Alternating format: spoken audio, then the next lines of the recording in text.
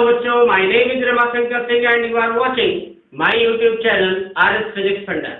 आज हम लोग क्लास 12 की यूनिट 4 जो कि है मैग्नेटिक इफेक्ट ऑफ करंट को स्टार्ट करने चल रहे हैं। तो सबसे पहले हम लोगों को ध्यान देना होगा, यहाँ देखिए magnetic effect of current means current के फ्लो करने के कारण क्या हुआ, मैग्नेटिक इफेक्ट प्रोड्यूस हुआ। तो अगर किसी भी वायर में करंट फ्लो करती है तो इस वायर के अराउंड, इस वायर के चारों तरफ मैग्नेटिक फील्ड सेटअप हो जाती है। इस बात को सबसे पहले ओरेस्टेड ने देखा था। किसने देखा था? ओरेस्टेड ने देखा कि अगर किसी भी वायर में करंट फ्लो कर रही है तो उस वायर के चारों ओर मींस अराउंड क्या हो जाती है, मैग्नेटिक फील्ड सेटअप हो जाती है। कैसे पता लगाया उन्होंने कि मैग्नेटिक फील्ड सेटअप हो जाती है? और आपको पता है magnetic field can be detected only with the help of magnetic needle. इसका मतलब है इस वायर के आसपास जब मैग्नेटिक नीडल को ले आए, मैग्नेटिक नीडल को रखा गया तो यह मैग्नेटिक नीडल डिफ्लेक्ट हो गई। क्या हो गई? डिफ्लेक्ट हो गई। अब ये मैग्नेटिक नीडल क्या है? Magnetic needle is a device which is used to detect the presence of magnetic field, which is used to detect the presence of magnetic field, जो मैग्नेटिक फील्ड की प्रेजेंस को detect कर सकती है। इसका मतलब है कि जब इस करंट कैरिंग वायर के आसपास क्या लाएगी, मैग्नेटिक नीडल, तो मैग्नेटिक नीडल में डिफ्लेक्शन प्रोड्यूस हुआ। तो इससे पता लग गया कि अगर किसी वायर में करंट फ्लो कर रही है तो इसके चारों ओर मैग्नेटिक फील्ड सेटअप होती है। इसके पहले हम लोग जान चुके हैं कि अगर चार्ज रेस्ट में है, किसमें है? चार्ज रेस्ट में है, तो चार्ज रेस्ट में रहते हुए इलेक्ट्रिक फील्ड क्रिएट करता है। अगर चार्ज रेस्ट में है तो क्या करता है? इलेक्ट्रिक फील्ड क्रिएट करता है। लेकिन वहीं पर चार्ज मोशन में आ गया, मींस मूविंग चार्ज क्या करता है? मूविंग चार्ज इलेक्ट्रिक फील्ड और मैग्नेटिक फील्ड दोनों सेटअप करता है। मूविंग चार्ज क्या करता है? इलेक्ट्रिक फील्ड और मैग्नेटिक फील्ड दोनों सेटअप करता है, ये याद रखना है। और हम लोग यहाँ देखें करंट, तो करंट का मतलब due to continuous movement of the charge, तो करंट सेटअप मतलब moving charge, current setup magnetic field. तो करंट किसके कारण होगा? मूविंग चार्ज के कारण। और मैंने कहा मूविंग चार्ज क्या क्रिएट करना है? Magnetic field. Moving charge electric field भी सेटअप करता है, लेकिन अगर चार्ज रेस्ट में है तो केवल और केवल इलेक्ट्रिक फील्ड सेटअप करेगा। ठीक है, इस बात को सबसे पहले किसने देखा? ओरेस्टेड ने देखा। तो कैसे देखा उन्होंने, उस चीज को ध्यान दीजिए। इसका मतलब है कि कैसे डिफ्लेक्शन प्रोड्यूस हुआ। तो अगर ये कोई वायर है जिसमें करंट ऐसे फ्लो कर रही है, करंट फ्लो कर रही है, एक सर्किट है, ये सर्किट डायग्राम है, ठीक है। ये सर्किट में बैटरी सेल जुड़ गई, सेल से करंट ऐसे फ्लो करने लगी, ठीक है, करंट फ्लो करने लगी। तो उन्होंने देखा क्या, जो मैग्नेटिक नीडल थी, मैग्नेटिक नीडल में आप जानते हो दो पोल होते हैं। क्या होते हैं? नॉर्थ पोल होता है और साउथ पोल होता है। दो पोल होते हैं, नॉर्थ पोल और क्या होता है? South pole. नॉर्थ पोल माने नॉर्थ डायरेक्शन में होता है, साउथ पोल साउथ डायरेक्शन में होता है। इसका मतलब है कि अगर नॉर्मली सामान्य तौर पर जहां पर कोई भी मैग्नेटिक फील्ड की प्रेजेंस नहीं है, अगर वहां पर मैग्नेटिक नीडल को रखा जाता है तो वो मैग्नेटिक नीडल हमेशा नॉर्थ और साउथ की डायरेक्शन में होती है। ये बात क्लियर हो गई। लेकिन यहाँ पर जब इसमें कोई भी करंट फ्लो नहीं कर रही थी, मतलब ये स्विच ऑफ है, तो जो हमारी मैग्नेटिक नीडल थी, उस मैग्नेटिक नीडल में कोई भी डिफ्लेक्शन नहीं हुआ, मतलब ऐसे ही बिल्कुल स्टॉप भी, एक ही डायरेक्शन में, ये नॉर्थ हुआ तो ये साउथ हो गया, ठीक है। हेड को नॉर्थ कह रहे हैं और इसको साउथ कह रहे हैं, बात समझ में आ गई। लेकिन जैसे ही इसको हमने स्विच ऑन किया, अभी इसके पहले क्या थी, ये सर्किट ओपन थी, सर्किट क्या थी, ओपन थी, अब सर्किट क्लोज हो गई। जैसे ही सर्किट क्लोज हुई, ये मैग्नेटिक नीडल कुछ डिफ्लेक्शन ऐसा हो गया, ये मैग्नेटिक नीडल हमारी इस तरह से डिफ्लेक्ट हो गई, मतलब जो कि हमारी आप देख रहे थे कि ये बिल्कुल सीधी सीधी थी, ये मैग्नेटिक नीडल जब इसमें करंट फ्लो होने लगा तो this magnetic needle deflect in this way, मतलब नॉर्थ इस तरफ चला गया, ये साउथ इस तरफ आ गया। तो ओरेस्टन ने कहा चलिए एक और काम करके देखते हैं। उन्होंने कहा इस बैटरी की पोलैरिटी को चेंज कर दिया जाए, बैटरी की पोलैरिटी को बदल दिया जाए, क्या तब भी ऐसा करती है? तो उन्होंने देखा क्या व्हाट विल हैपन नाउ, यहाँ अब देखिए ये प्लस हो गया, ये this will be the direction, ये करंट की डायरेक्शन बदल गई, करंट की डायरेक्शन बदल गई, तो जो मैग्नेटिक नीडल थी वो मैग्नेटिक नीडल में डिफ्लेक्शन जरा देखिए कैसे हो गया। अब ये जो मैग्नेटिक नीडल इस तरफ डिफ्लेक्ट होती थी, now the magnetic needle is deflected in this way. अब ये मैग्नेटिक नीडल हमारी इस तरफ डिफ्लेक्ट हो गई। पहले देखिए मैग्नेटिक नीडल इस तरफ डिफ्लेक्ट हुई, लेकिन जैसे ही मैंने पोलैरिटी बदल दी तो ये हमारी मैग्नेटिक नीडल का डिफ्लेक्शन ऐसा हो गया। मतलब हम इसको कैसे याद रखें, इस बात को समझें। यहाँ पर करंट यहाँ पर देखिए करंट क्या है, यहाँ पर करंट है हमारी एंटी क्लॉकवाइज, करंट क्या है, एंटी क्लॉकवाइज, ठीक है। तो करंट एंटी क्लॉकवाइज है तो नॉर्थ पोल एंटी क्लॉकवाइज ऊपर की तरफ जा रहा है, और यहाँ करंट क्या है, क्लॉकवाइज है, करंट क्या है, क्लॉकवाइज है, तो हमारा नॉर्थ पोल नीचे की तरफ आ रहा है। कहने का जरा देखो सेंस देखो, एंटी क्लॉकवाइज में ऐसे, दिस इज द मैनर, ये देखो एंटी क्लॉकवाइज, नॉर्थ होगा एंटी क्लॉकवाइज इस तरह से, ठीक है, और क्लॉकवाइज में डायरेक्शन ऐसा होगा, ये बात समझ में आ रही है, ये साउथ हो गया, ठीक है। तो ये साउथ ऐसे टर्न कर जाएगा, क्लॉक की तरह से घूम जाएगा, और यहाँ एंटी क्लॉकवाइज, जब करंट हमारी एंटी क्लॉकवाइज तो magnetic needle anti clockwise move कर रही है, मीन्स इसका ये हुआ कि नॉर्थ ऊपर की तरफ, साउथ नीचे की तरफ, और जब ऐसे हो गया तो यहाँ नॉर्थ ये क्लॉकवाइज घूमने लगा, मीन्स साउथ ऊपर हो गया, नॉर्थ नीचे की तरफ हो गया। इतना हमको जानकारी रखनी, ठीक है, ये बात क्लियर हो गई होगी, बहुत ही आसान। चलिए, ओरेस्टन ने ये तो बता दिया कि किसी भी वायर में अगर करंट फ्लो करती है तो उसके चारों क्या होती है, मैग्नेटिक फील्ड क्रिएट होती है, ठीक है। अब इसी बात में कितनी magnetic field, how much amount of magnetic field generate, इस बात को बायो-सेवर्ट्स ने निकाला। क्या हुआ, बायो-सेवर्ट्स लॉ, बहुत ही इंपॉर्टेंट है, बहुत ही अच्छा टॉपिक है बायो-सेवर्ट्स लॉ।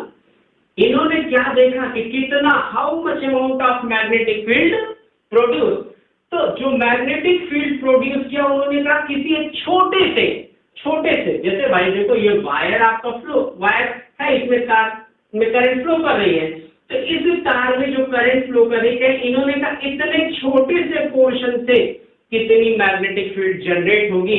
इस छोटे से पोर्शन को कहा गया आइडियल, मतलब दैट इज करंट एलिमेंट। क्या है, करंट एलिमेंट। कितनी मैग्नेटिक फील्ड जनरेट होगी, तो पोर्शन बहुत छोटा है, तो मैग्नेटिक फील्ड जो जनरेट हो रही हो डीवी के बराबर माना गया, और जब इन्होंने इसको निकाला तो वो वैल्यू आई कितना, μ0/4 pi I dl sine theta upon r square.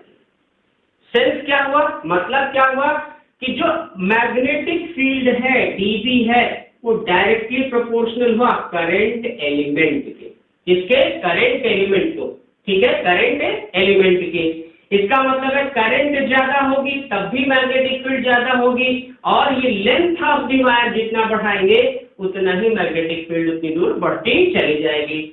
और देखिए यहाँ क्या है, साइन थीटा, मतलब जो हम पॉइंट ले रहे हैं, सपोज करो if you want to find out magnetic field at this point, तो ये जो हमारा थीटा है, theta is the angle, theta क्या है, एंगल, किसके किसके बीच का एंगल है, ये जो करंट एलिमेंट है, this is the direction of ideal, ये करंट एलिमेंट की डायरेक्शन है, ये देखिए करंट एलिमेंट की डायरेक्शन ये हो गई, और ये क्या हो गया, आर हो गया, आर माने पोजीशन हो गई, आर क्या हो गई, पोजीशन, आइडियल और आर के बीच का जो एंगल है वो थीटा है। तो मैग्नेटिक फील्ड डायरेक्टली प्रोपोर्शनेट किसके था, साइन थीटा के, डायरेक्टली प्रोपोर्शनेट था किसके, साइन थीटा के, और magnetic field is inversely proportional to the square of distance, means किस पॉइंट से कहां तक कर रहे हैं उसके स्क्वायर ऑफ डिस्टेंस के इनवर्सली प्रोपोर्शनेट था। और इन तीनों को हमने क्या कर दिया, एक साथ कर दिया, तो ये मेरा बायो-सेवर्ट्स लॉ तैयार हो गया, dv = μ0/4 pi I dl sin theta upon r square. इतनी बात तो क्लियर हो गई होगी। अब इस मैग्नेटिक फील्ड की यूनिट क्या है, मैग्नेटिक फील्ड की यूनिट क्या है, तो इसकी यूनिट है टेस्ला, मैग्नेटिक फील्ड की यूनिट कितनी है, टेस्ला। और जहां पर हमने μ0/4 पाई की बात करी, ये μ0/4 पाई एक कांस्टेंट है, और इसकी वैल्यू जो होती है वो 10⁻⁷ होती है। कितना होगा, टेस्ला मीटर पर एम्पियर, टेस्ला मीटर पर एम्पियर। ठीक है, इतनी बातें क्लियर हो गई। μ0 क्या है, μ0 को कहते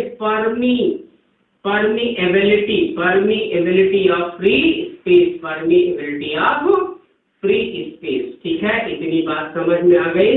μ0 क्या है, परमीएबिलिटी ऑफ द फ्री स्पेस। μ0/4 पाई की वैल्यू कितने से, 10⁻⁷ टेस्ला मीटर पर एम्पियर। इतनी बात क्लियर हो गई।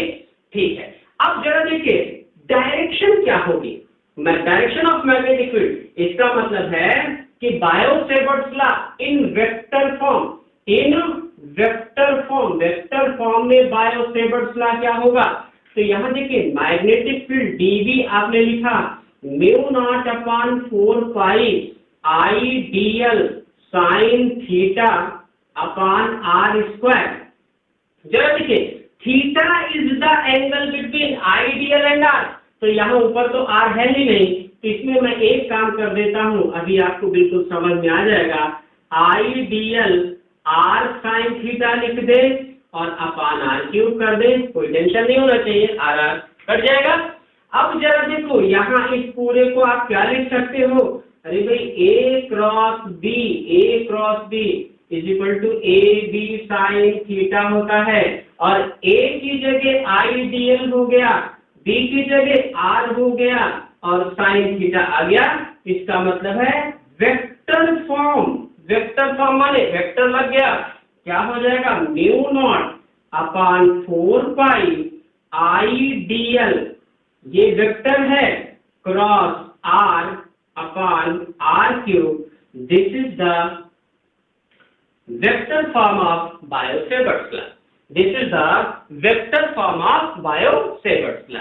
अब यहाँ पर जरा देखो इसकी डायरेक्शन क्या होगी बेटा, तो हमें पता है कि अगर ये x डायरेक्शन में है, ये y डायरेक्शन में है, तो इसकी डायरेक्शन क्या होगी, k होगी। a क्रॉस b की डायरेक्शन किधर होगी, c की तरफ होती है, तो उसी तरह से i क्रॉस j की डायरेक्शन k की तरफ होगी। इसका मतलब है कि dv माने magnetic field is perpendicular to ideal, magnetic field current element के परपेंडिकुलर होगा, as well as dv is perpendicular to r, position के भी परपेंडिकुलर होगा। मींस इन दोनों के परपेंडिकुलर हमारी मैग्नेटिक फील्ड की डायरेक्शन होगी।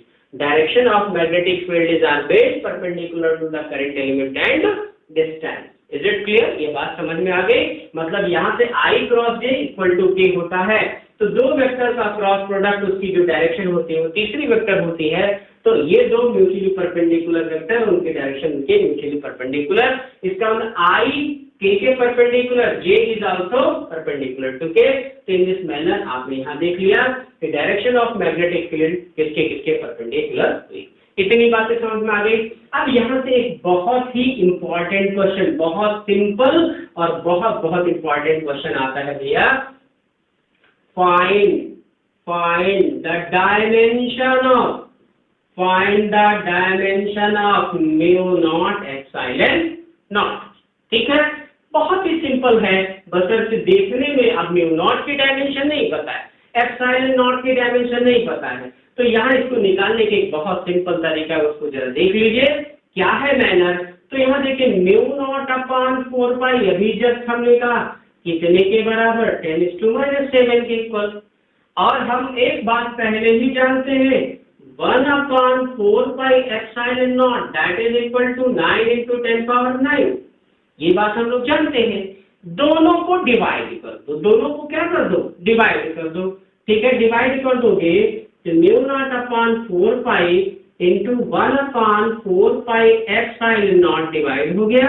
तो यहाँ पर क्या हो गया, 10⁻⁷ अपॉन 9 × 10⁹। ठीक है, ये बात क्लियर हो गई। यहाँ देखिए कैंसिल आउट हो जाएगा, यहाँ तो हो गया म्यू नॉट एप्सिलॉन नॉट, ये आ गया, यही हमें चाहिए। लेकिन ये जरा देखो, इसको नीचे की तरफ ले आए तो 1/9 × 10⁻16 हो गया। Is it clear? अरे भाई 7 नीचे आएगा, प्लस हो जाएगा, 9 7 16 हो गया। And that can be written as, हम लोग जानते हैं c = 10⁸ मीटर/सेकंड। c की वैल्यू कितनी है, 10⁸ मीटर/सेकंड। सो आप देख रहे हो mu naught epsilon not 1/c² के बराबर आ गया। अरे भी अब c क्या है, स्पीड है, c क्या है, speed of light in vacuum, speed है, तो इसकी डायमेंशन क्या हो जाएगी, 1/, देखो c का LT-1 तो L² T-2, और इसको कर लीजिए भैया म्यू नॉट एप्सिलॉन नॉट, तो L-2 T², this is the dimension of mu naught epsilon not. और यू कैन से, यहाँ आप लिख सकते हो mu naught epsilon not 1/c² के, या c = 1/√μ नॉट एप्सिलॉन नॉट भी लिख सकते हो। ध्यान में रखना, कभी कभी क्वेश्चन क्या पूछा जाता है, prove that c = 1/√μ naught epsilon naught. इतनी बात आपको समझ में आ गई होगी। अगर ये पूछ लिया गया 1/√μ नॉट एप्सिलॉन नॉट, तो इसकी डायमेंशन LT-1 होगी, और इस तरह से पूछ लिया जाए जिसकी डायमेंशन ये होगी। ये आप क्लियर दिमाग में रख लीजिए कि 1 नंबर का बहुत ही पेट क्वेश्चन है, ये कंपटीशन में भी अक्सर पूछा जाता है। ठीक है, अब जरा देखिए, जब आपको बायो-सेवर्ट्स लॉ पता लग गया तो हम एक सिंपल सा न्यूमेरिकल ले लेते हैं। बायो-सेवर्ट्स लॉ पता करने के लिए भाई एक न्यूमेरिकल ले लेते हैं। क्या है न्यूमेरिकल, हमारा कोई भी वायर है जिसमें 8 एम्पियर की करंट फ्लो कर रही है, 8 एम्पियर की करंट फ्लो कर रही है, और किसी करंट एलिमेंट जो कि 1 सेंटीमीटर का है, किसी करंट एलिमेंट जो कि 1 सेंटीमीटर का है, से 200 सेंटीमीटर की डिस्टेंस पर, से 200 सेंटीमीटर की डिस्टेंस पर, ठीक है, क्या निकालिए, मैग्नेटिक फील्ड निकालिए, मैग्नेटिक फील्ड की डायरेक्ट मैग्नेटिक फील्ड निकालिए, ठीक है, मैग्नेटिक फील्ड की वैल्यू निकालिए।